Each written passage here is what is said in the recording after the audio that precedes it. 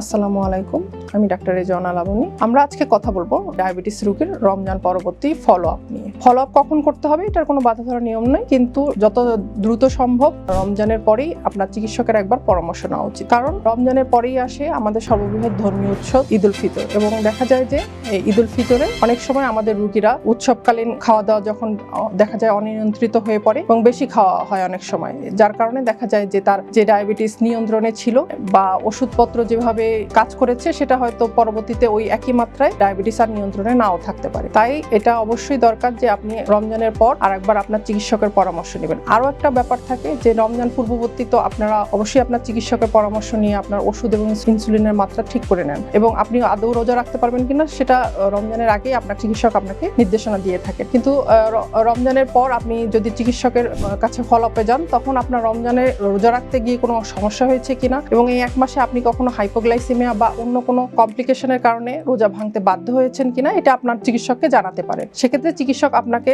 পরামর্শ দিলে পরবর্তীতে আপনি যখন আবার রোজা রাখতে যাবেন বা পরবর্তী রমজানে আপনার যেন এই যেই জটিলতাগুলো হয়েছে সেগুলো যেন অ্যাভয়েড করা যায়, সেইটা আপনার চিকিৎসক আপনাকে গাইড করবেন। তাই বলা যায় যে সুস্থভাবে রমজান রোজা পালন করা এবং তার পরবর্তী সুস্থতা নিশ্চিতের জন্য অবশ্যই আপনার চিকিৎসকের সাথে ফলো আপ করা উচিত রমজান পরবর্তী সময়ে। আর এই ফলো আপের জন্য আপনি যোগাযোগ করতে পারেন আলোক হেলথ কেয়ার অ্যান্ড হাসপাতাল। আলোক হেলথ কেয়ার অ্যান্ড হাসপাতাল সুনামের সাথে দীর্ঘ 30 বছর এই অঞ্চলে কাজ করে যাচ্ছে। তাই পরিশেষে বলবো, আলোকের সেবা নিন, সুস্থ থাকুন। মনে রাখবেন, সুস্থ জীবন সুন্দর পৃথিবী।